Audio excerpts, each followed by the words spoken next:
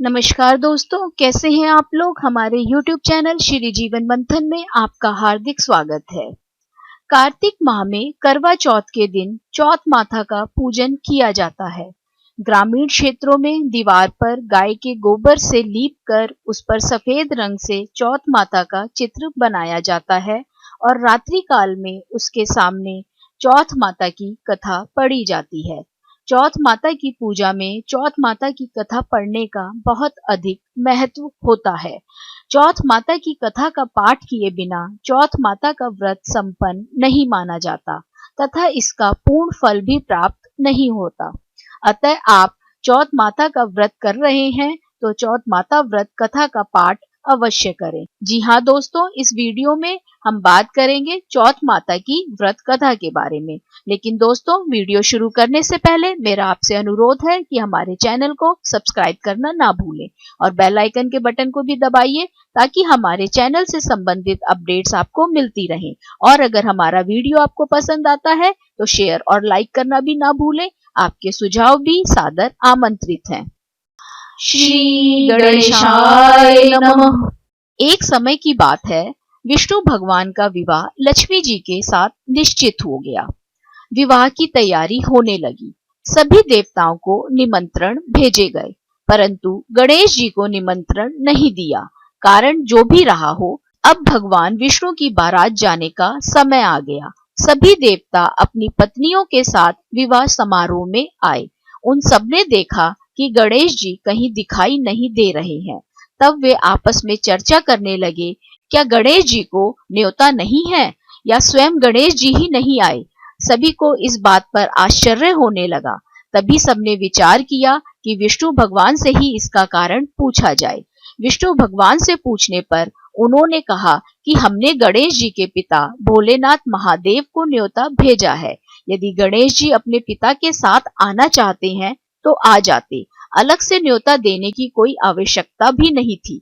दूसरी बात यह है कि उनको 1.25 मन मूंग, 1.25 मन चावल, 1.25 मन घी और 1.25 मन लड्डू का भोजन दिन भर में चाहिए। यदि गणेश जी नहीं आएंगे तो कोई बात नहीं। दूसरे के घर जाकर इतना सारा खाना पीना अच्छा भी नहीं लगता।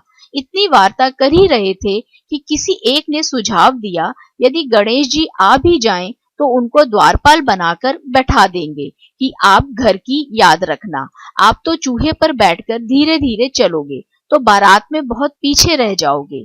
यह सुझाव भी सबको पसंद आ गया तो विष्णु भगवान ने भी अपनी सहमति दे दी। होना क्या था, इतने में गणेश जी वहां आ पहुंचे और उन्हें समझा बुझाकर घर की रखवाली करने बैठा दिया। बारात चल दी। तब नारद जी ने देखा कि गणेश जी तो दरवाजे पर ही बैठे हुए हैं, तो वे गणेश जी के पास गए और रुकने का कारण पूछा। गणेश जी कहने लगे कि विष्णु भगवान ने मेरा बहुत अपमान किया है। नारद जी ने कहा कि आप अपनी मूषक सेना को आगे भेज दें तो वह रास्ता खोद देगी, जिससे उनके वाहन धरती में धंस जाएंगे। तब आपको सम्मान पूर्वक बुलाना पड़ेगा। अब तो गणेश जी ने अपनी मूषक सेना जल्दी से आगे भेज दी और सेना ने जमीन पोली कर दी। जब बारात वहां से निकली तो रथों के पहिए धरती में धंस गए। लाख कोशिश करने पर भी पहिए बाहर नहीं निकले। सभी ने अपने अपने उपाय किए, परंतु पहिए तो नहीं निकले, बल्कि जगह जगह से टूट गए। किसी की समझ में नहीं आ रहा था कि अब क्या किया जाए। तब तो नारद जी ने कहा, आप लोगों ने गणेश जी का अपमान करके अच्छा नहीं किया। यदि उन्हें मनाकर लाया जाए तो आपका कार्य सिद्ध हो सकता है और यह संकट टल सकता है। शंकर भगवान ने अपने दूत नंदी को भेजा और वे गणेश जी को लेकर आए। गणेश जी का आदर सम्मान के साथ पूजन किया। तब कहीं रथ के पहिए निकले। अब रथ के पहिए निकल तो गए, परंतु वे टूट फूट गए थे, तो उन्हें सुधारे कौन। पास के खेत में खाती काम कर रहा था, उसे बुलाया गया। खाती अपना कार्य करने से पहले श्री गणेशाय नमः कहकर गणेश जी की वंदना मन ही मन करने लगा। देखते ही देखते खाती ने सभी पहियों को ठीक कर दिया।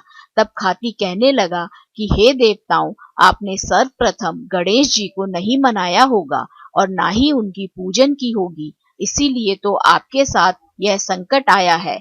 हम तो मूर्ख अज्ञानी हैं, फिर भी पहले गणेश जी को पूजते हैं और गणेश आरती गाकर उनका ध्यान करते हैं। क्योंकि वे ही संकट मोचन है। आप लोग तो देवता गण हैं, फिर भी आप गणेश जी को कैसे भूल गए?